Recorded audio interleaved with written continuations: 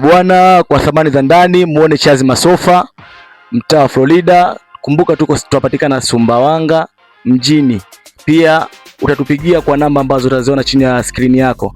Leo nipo kwa kaka, atatuambia aitwa nani, lakini pia atatupa story yake. Kumbuka ni msanii kijana. Brother, shikamoo.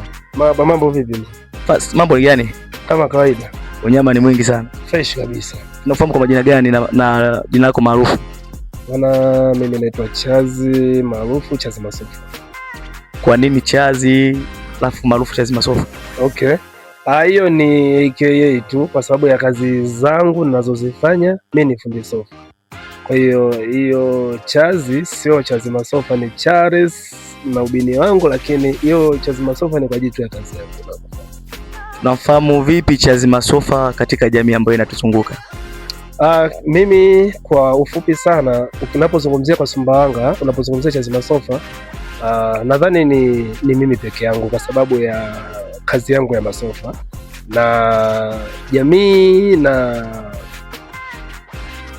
kiujumla inanitambua kwa Chazi Masofa. Yaani hakuna sababu zaidi ya jina langu, kazi yangu ni masofa. Kwa hiyo popote Chazi Masofa, na mpaka hivi natambulika kwa namna hiyo kwa sababu ya kazi yangu. Hebu tupate story ya fupi ya Chazi Masofa tangia akianzia huko chini mpaka leo akaitwa Chazi Masofa. Mimi kazi yangu nimeanza mwaka 2012 nikiwa kama fundi sofa.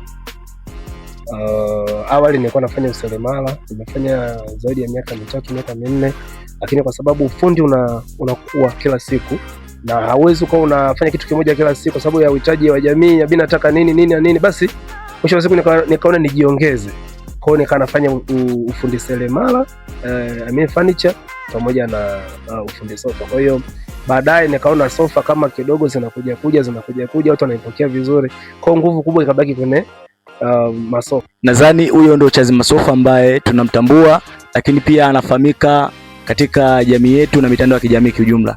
Lakini pia tunaomba utushauri au umshauri kijana ambaye anakuangalia leo, ambaye mwingine yuko shuleni, mwingine yuko mtaani.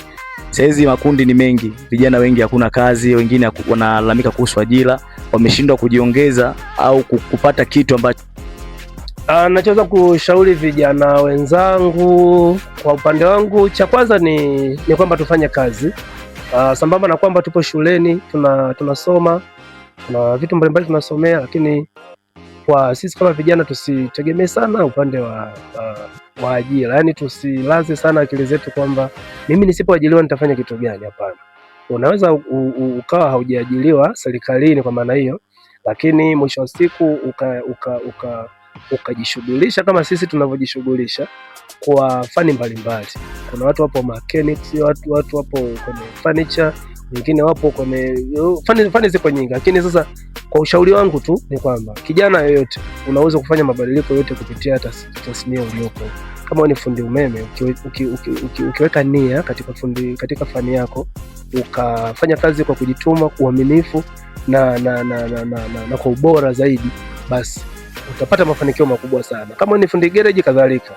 Na kwa upande mwingine, kwa upande wangu naweza kuwa shuhuda namba 1 kwa sababu mimi mwenyewe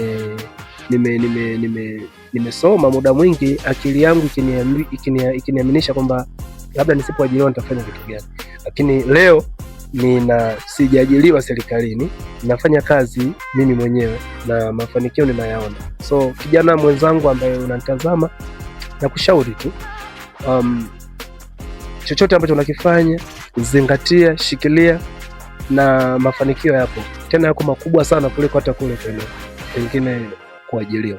Sasa kuna watu wengine labda wanataka kujiunga na wewe, labda kuna ada zake zipoje, au awe na vigezo gani kuja kujiunga na wewe, kufanya kazi na wewe, lakini sio kufanya kazi tu, kujifunza kutoka kwako? Okay, kuna mambo mawili hapo umeyazungumzia. Umesema kuna kujifunza na kufanya kazi. Sisi hapa sisi ni mafundi. Sambamba na kwamba mimi ndo mhusika, lakini mimi mwenyewe ni fundi. Kwa hiyo kuna watu wa aina mbili wanaokuja hapa. Kuna wanaokuja kutafuta kazi na kuna wanaokuja kujifunza. Nikianza na wao wanaotafuta kazi, watu wanaotafuta kazi wapo, kuna utaratibu wao ambao upo, lakini leo sitoutaja kwa sababu mara nyingi hapa sisi tumebezi kwenye kazi. Sasa hizi tumzungumzie huyu ambaye anataka kujifunza. Sisi hapa kwa tuna utaratibu wetu kama Chazima Sofa, kila mwaka tunatoa wanafunzi.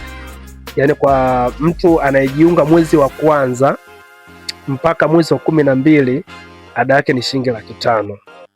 Hiyo ni ada ya mafunzo tu. Kwa hiyo sasa hapo inategemeana. Kuna mwingine anataka kujifunza furniture peke yake, kwa maana ya kutengeneza makabati, nini, showcase, nini, videdure, furniture zote kwa ujumla. Lakini kuna upande wa pili kwa wanaotaka kujifunza sofa peke yake. Kwa hiyo wote hao tuna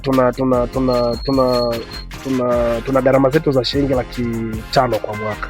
Kwa hiyo kama kuna watu wako na wanahitaji kujifunza, tunakaribisha.